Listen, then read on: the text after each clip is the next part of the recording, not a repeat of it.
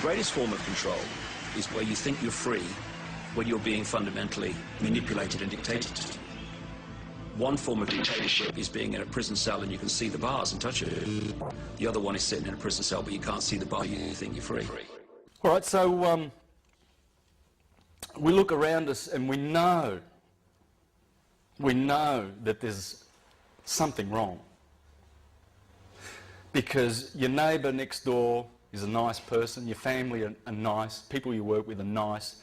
People want to have a nice society where we can live in peace and just live and be free of wars.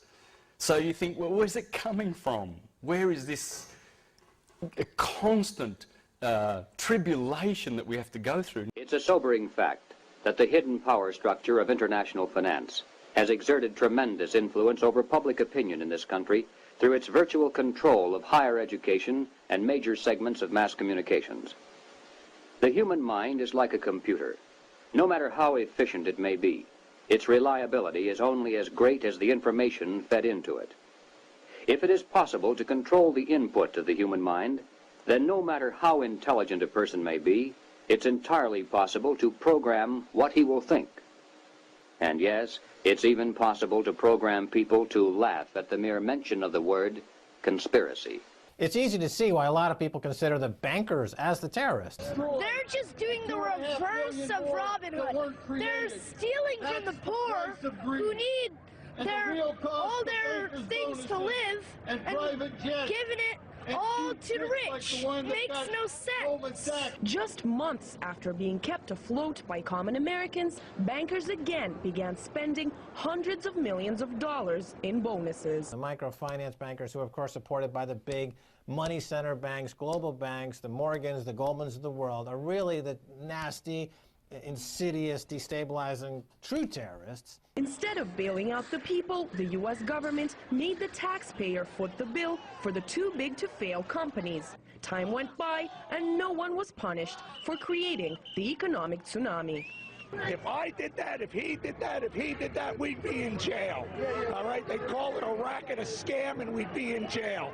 They got away with it, and they got bonuses to boot. So we in the world need to celebrate and embrace these kinds of micro struggles with the larger global financial powers. And I think Yemen is a perfect example where there really is still a capacity demonstrated by people to resist this. And if only Americans realize this, if only people in Europe realize this, and saw the example of the middle class in Egypt who lost everything when the stock market crashed. They were convinced to go and take out their savings and sell their gold and go buy into stock markets.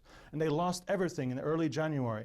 That's why there was a revolution in Egypt. It's because people in the middle class joined the poor, who are always protesting the fact that they couldn't afford food, the fact that they were not represented politically.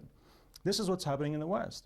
You walk anywhere in Paris now, you see people sleeping on the streets. You go drive the highways from the airport to downtown, you see all these tent cities outside the city.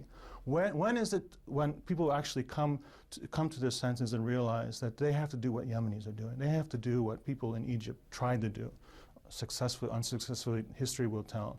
The system that we live in a system.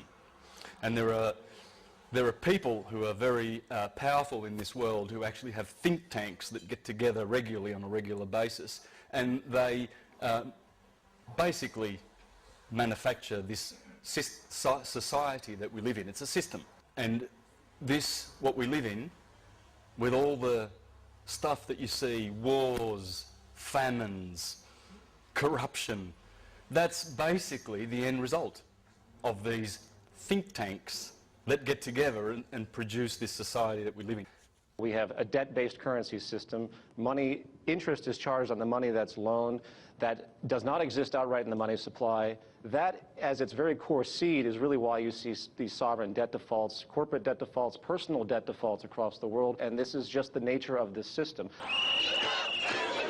And now that you've got the oil running out and the credit running out, this is becoming more and more obvious. In the broad view, what we're faced with right now is basically the end of a paradigm with respect to our social system. It's not ending because of some bad policy or some political malfeasance or any kind of economic issue.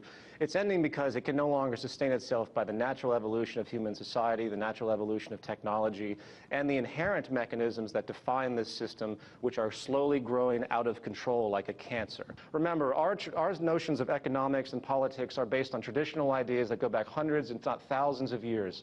These are completely outdated social structures that do not resemble any of our scientific ingenuity at this point in time and our ability to actually care for the human population, which is what a society is supposed to do. When you realize this, you start to open your mind up. You think to yourself, well, if technology can provide all of these tools to enhance production, by the way, just as a throw in here, technological unemployment is inverse to productivity across the world, which means the less people we have working in industry, the more we apply technology, the more production capabilities we actually have, which is amazing.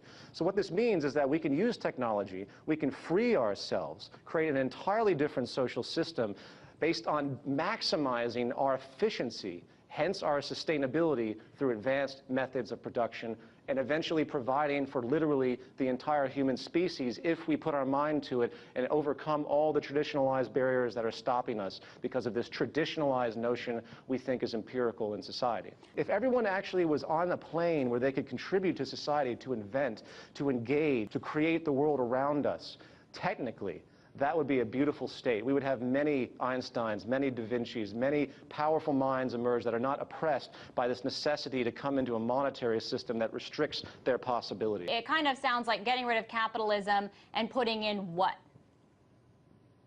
Well, you can give it names. It's about appreciating a train of thought about what we're doing and how it can actually benefit human society and create the best public health and safety, providing for as many people on the planet as possible. So if you can give it a name, you can call it a resource-based economy or a resource-based economic model, because really, what is the foundation of human society? It's resources. It's resources not only of the physical gold, food, and all of those attributes, it's also the mental resource. We have people living their lives wasting their lives as secretaries, wasting their lives in industries that don't produce anything, such as Wall Street and advertising. Can you tell me what they're actually producing that actually helps anybody directly? There really isn't anything. These are filler concepts that actually don't contribute. So if you take the approach that we live off of resources and you organize those resources, you make the most efficient production system you can based on what technical knowledge allows us to do, scientific understanding. You reorient society to let people actually engage in occupations that actually do something instead of spending all of our taking all of our scientists and putting them on military operations right now. They could be using that same engineering resource and mental capacity to benefit all the world's people and create a material abundance. No one could ever be starving on this planet. This is statistically proven, by the way, even with the current inefficiencies we have now. So to summarize, we have a resource-based economic model. It's a ground-up approach to resource management, and we make everything as efficient and productive as possible technically. No monetary evaluation, no monetary association, because all that does is interfere and cause more problems and limit our possibility. So what we have here is a different value orientation where when you contribute to society, it comes back to you.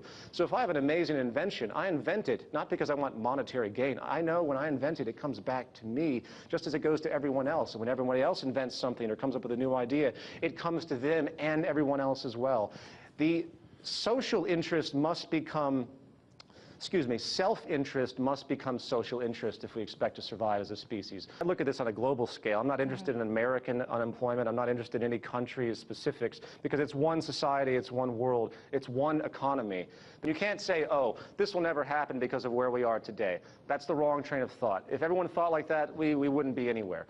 If you realize the technical orientation of what's possible to meet the needs of the human population, to eliminate war if we simply work together, to share resources, to create almost an infinite amount of energy if we applied our technology correctly, if we actually applied these things from the ground up, realizing the train of thought, there's no argument to what we can do from here. It's simply a matter of getting it done. And in my experience, however, as I engage this movement and I begin to talk to people about this issue, I'm amazed at how fast they realize it. There might be some baggage there, but you're eventually going to hit an exponential increase of people who want a massive social change. Why? Because they have to have it. Their survival depends on it. But what is it going to be in the form of? Some kind of revolution?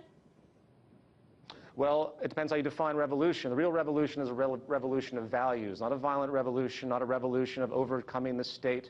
From this mere understanding, change will be effective. If people understand, as the human species as a whole, what's possible, what the real problem is, and what the solution actually is, then it becomes a self-correcting system.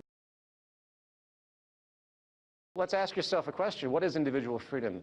Is walking into a job that you probably had no control over in the sense of your necessity for income more or less a private dictatorship that people go into from 9 to 5? Is that freedom? Is freedom what you get money for to go and buy? Is it your freedom to go into a store and pick between 28 different varieties of cereal that you can choose from? What is freedom?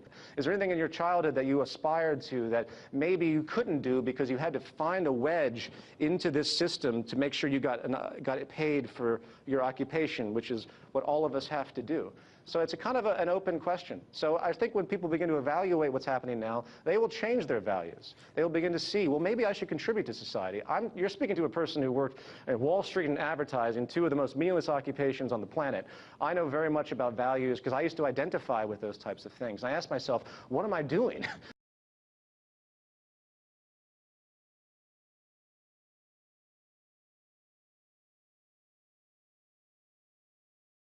What is government? Government is really a failure of the economic system. What does a government do? They create laws to regulate economic functions, not to mention all the aberrations that come from the lack of economic efficiency that we have, meaning violence, meaning property crimes, which is the majority of it. They also engage in military operations against other sovereign nations so they can better themselves and protect themselves over time. That's basically only two things that government actually does, if you really sit down and look at it. Politicians have no technical orientation. They mirror value systems, and they manipulate people's values so people will identify with them and say, oh, I like them. Doesn't matter if they have a plan. None of these politicians running for the U.S. presidency have any plan whatsoever as far as what unemployment issue really requires, the debt issue really requires, what the energy issue really requires, which are firmly technical. So government in the future will literally be the management of the planet, producing exactly what we can produce with the highest efficiency to benefit the world's people. This is what a true economic model would be. What is economics? It's defined in Greek as the management of a household. The planet is our household. A true economic model is proper, efficient management of this household, not the use of money as a commodity and all the distortion that has emerged from that process. And I hear this all the time. This is it right here. Ron Paul and Alex Jones have been waking up a lot of people. They've been waking up people. I completely disagree with that statement entirely. Regardless of who you put in front of that. I don't care if you say Jesus woke you up. Waking up is something that's internal to us. It's an understanding within inside of ourselves that we've developed, that something greater has inside of us. If waking up was something that was external to us, we could buy it at Best Buy. It could be bought. Everybody would have it. There's a reason so many people don't have it. It's because it requires introspection. It's in you. And I'm not saying that I've often referred to or not often, but I know one time I referred to the zeitgeist being a catalyst for me waking up. But zeitgeist didn't wake me up. I woke myself up because of my willingness to objectively look at what was going on and not be emotionally dissuaded, based on how it makes me feel. Because one of the, having somebody else wake you up is disempowering you. Waking yourself up, which is something inside of us, is empowering. Because we've done it. It's hard work, man. I've gone through a lot of bullshit, and I know a lot of y'all have too.